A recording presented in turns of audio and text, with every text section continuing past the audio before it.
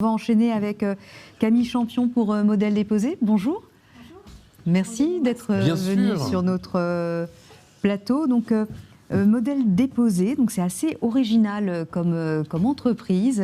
Expliquez-nous un peu quelle est votre société. Donc, vous êtes spécialisé dans des recherches d'antériorité de modèles. Tout à fait. C'est ça. Dites-nous-en un peu plus. Alors effectivement, je suis la fondatrice de Modèle déposé. Nous sommes spécialisés dans les recherches d'antériorité de modèles, c'est-à-dire sur l'aspect esthétique des objets. Donc nous travaillons pour des entreprises dans le domaine de la mode, de la décoration ou divers autres secteurs comme l'agroalimentaire, l'énergie, c'est vraiment assez varié. Ou bien pour leurs avocats ou leurs conseils en propriété industrielle.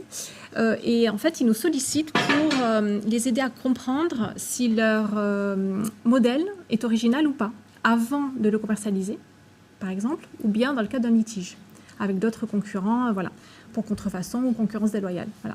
Donc on fait appel à nous, à nos documentalistes en interne, qui font des recherches multi-supports. Donc c'est des recherches dans les musées, sur Internet, bien évidemment, dans les bases de données en ligne, mais aussi et surtout dans notre fonds documentaire. Parce que nous avons un fonds documentaire très important, qui est constitué de beaucoup de livres sur les produits manufacturés. Donc ça va des sacs aux chaussures, en passant par les bijoux, les montres, les flacons de parfum, les luminaires, le mobilier, les jouets, l'art de la table, enfin c'est assez varié. Nous avons aussi beaucoup de magazines, nous sommes abonnés à beaucoup de magazines et nous achetons systématiquement les magazines anciens. Voilà, donc nous avons des magazines des années 30 à aujourd'hui. Nous avons plus de 130 titres de magazines. Et nous conservons aussi des catalogues commerciaux que les gens jettent généralement. Et nous les conservons et nous les classons par enseigne et par date. Voilà. Donc en fait, tout ce travail de documentaliste qui consiste à classer l'information par typologie de produit et par date, c'est ce que font nos documentalistes au quotidien. Voilà. Mon Dieu, mais ça doit être super bien rangé chez vous. Très rangé, nous sommes très organisés. Alors moi, ce que j'ai en tête, c'est un énorme bâtiment avec plein de livres classés, Ouais. Plein de catalogues classés. Ouais. Alors ça, c'est une chose à la limite. Mais comment on fait pour garder en mémoire tout ce qu'il y a dans ces livres et ces catalogues, et les référencer, et les répertorier, et les retrouver surtout? Alors effectivement, c'est un gros travail de classement. Comme je vous l'indiquais, par typologie de produit, par date, par enseigne, par titre. Mais il y a aussi, nous avons des outils, nous avons développé des outils en interne, des logiciels, une bibliothèque numérique aussi qui nous permet de trouver l'information rapidement et efficacement. Voilà. Donc par exemple, nous constituons des dossiers documentaires par date, par typologie de produit. Nous avons des bases de données internes. Pour chaque nouveauté, par exemple, nous y associons un texte descriptif, nom du créateur, le support sur lequel a été publié l'article. Des tags pour retrouver facilement. Voilà, et après nous avons, et je tiens aussi à remercier l'association Alfred Sauvy, qui nous a bien aidés l'année dernière, parce que nous avons gagné le premier prix de cette association, et ce qui nous a permis de développer une bibliothèque numérique. Voilà, et donc nous avons numérisé plus de 3000 magazines aujourd'hui de mode et décoration. Nous avons aussi installé un logiciel qui nous permet de reconnaître le texte facilement à travers une sorte d'intelligence artificielle textuelle. Voilà. Donc nous en sommes très fiers. Et quels sont vos clients ? Alors, nos clients sont soit directement des entreprises, soit leurs conseils ou avocats. Et quel type d'entreprise ? Alors, dans les secteurs, c'est des secteurs qui sont très variés, mais nous travaillons beaucoup dans le domaine de la mode et notamment du luxe. Voilà. Mais aussi pour d'autres... Donc concrètement, Chanel sort une nouvelle ligne de sacs et ils vont vous demander si tel et tel sac n'a pas déjà été fait. Voilà. Et vous allez rechercher Tout à fait. Dans votre fonds documentaire. Oui, alors ils nous fournissent le modèle en question, un visuel du modèle, et nous leur proposons une stratégie de recherche adaptée avec un nombre de jours de travail. Et nous effectuons des recherches, alors tout dépend du modèle, évidemment, de son style, de son inspiration éventuelle. Et nous effectuons des recherches dans notre fonds documentaire essentiellement. Lorsque c'est par exemple sur un sac, effectivement, nous avons beaucoup de livres sur les sacs, des dossiers documentaires, des magazines, des catalogues, mais aussi dans les musées, si nécessaire. Nous avons une documentaliste à Paris qui fait des recherches, par exemple, au musée des arts décoratifs à Paris, au musée Forne à Paris. Elle va aussi au musée de la dentelle à Calais, au musée de la chaussure à Romans. Et sur Internet également, nous effectuons beaucoup de recherches et dans des bases de données en ligne de musées ou de propriétés industrielles. Donc ils cherchent vraiment à se protéger. Tout à fait. Ils essaient pas être accusés de plagiat. Exactement. Ils essaient d'éviter d'être attaqué par un concurrent ou même un particulier, parce que ça arrive aussi, un particulier qui arrive et qui revendique un modèle qu'ils auraient déposé dans les années 70 ou 80. Alors vous êtes un peu les détectives privés de la mode. Tout à fait. Comment vous est venue cette idée? Alors, à l'époque, il y a une dizaine d'années, j'habitais à Paris. Et avec mon mari, nous avions l'intention de venir nous installer dans le sud. Et donc, il fallait que je me crée mon propre emploi, parce qu'avant, j'étais dans la communication à Paris. Et nous avions des amis qui étaient des businessmen et qui étaient confrontés à cette problématique de la propriété industrielle, parce que lorsqu'ils savaient qu'un produit existait avant la date qui était revendiquée, il était très difficile pour eux de le prouver.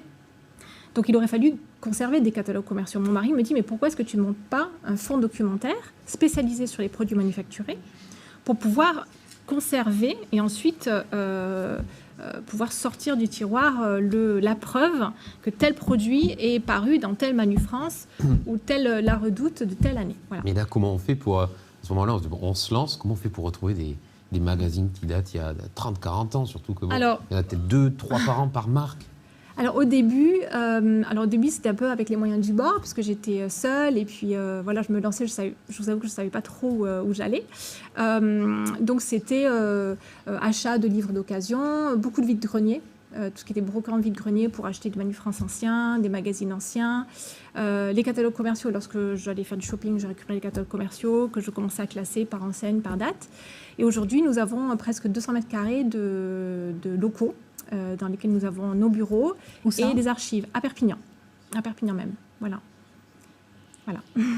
Alors pour tous ceux qui nous regardent, n'oubliez pas que vous pouvez nous poser vos questions sur le hashtag CES Perpignan. Vous y répondra tout à l'heure un peu avant 20h. Camille, expliquez-nous un peu aujourd'hui, vous avez besoin de quoi pour vous développer puisque c'est une entreprise qui marche? Quelles sont vos perspectives d'expansion, de développement? Alors aujourd'hui, 2 projets majeurs.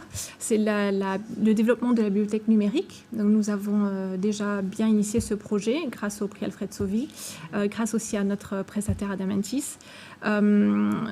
Et aujourd'hui, je souhaite vraiment continuer à l'alimenter. Donc, c'est toujours en cours, mais il y a encore beaucoup de travail parce que nous avons énormément d'ouvrages. Donc, ça, c'est un premier point. Et le deuxième, c'est le développement commercial, et notamment à l'étranger. Parce qu'aujourd'hui, nous avons beaucoup de clients français, nous avons quelques clients étrangers, mais je souhaite aussi développer nos prestations, présenter nos prestations à des clients potentiels étrangers. Voilà, donc, je souhaite vraiment, aujourd'hui, je souhaite vraiment m'entourer, trouver des talents pour pouvoir m'aider à développer ces prestations à l'étranger notamment. Votre expertise, elle a de la valeur en justice dans le cas où il y aurait une action de quelqu'un qui déposerait plainte contre telle ou telle marque parce qu'il y aurait un plagiat ou quelque chose de ce genre? Alors effectivement,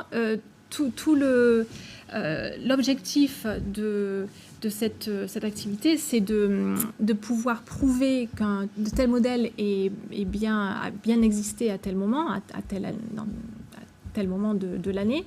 Donc, c'est pour ça que nous conservons tout, nous essayons dans la mesure du possible de tout conserver en papier, de sorte à pouvoir ressortir le catalogue ancien et pouvoir prouver que tel fauteuil a été paru. Voilà. Donc la paternité, ça constitue effectivement une preuve. La paternité ou la maternité d'un produit peut vraiment se jouer sur une photo. Tout à fait. Final. Donc voilà. Demain, il y a un sac jaune, telle personne revendique la paternité de ce produit-là. Voilà. Sur une photo, on est capable d'analyser des points de correspondance. Tout à fait. Alors après, tout dépend des caractéristiques qui sont revendiquées. Et si effectivement, on peut les apercevoir sur l'image. Mais effectivement, oui, c'est tout à fait... voilà. Y compris à l'étranger, parce qu'on sait on est surtout copié par des pays étrangers.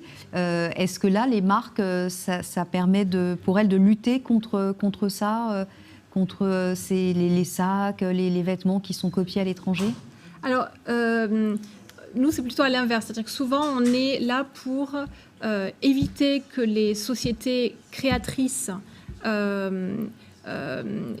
aient des soucis pour contrefaçon, par exemple. C'est-à-dire que l'idée, c'est qu'elles essaient de se démarquer le plus des modèles de leurs concurrents. Parce qu'évidemment, voilà, ce ne sont pas des sociétés contrefactrices. Donc, elles veulent vraiment éviter des litiges et se démarquer de leurs concurrents. Donc, c'est là où nous intervenons souvent, ou bien dans le cadre d'un litige, pour pouvoir notamment aussi défendre ces sociétés qui seraient attaquées par d'autres sociétés qui revendiqueraient des droits sur un modèle, donc vraiment sur l'aspect esthétique des objets.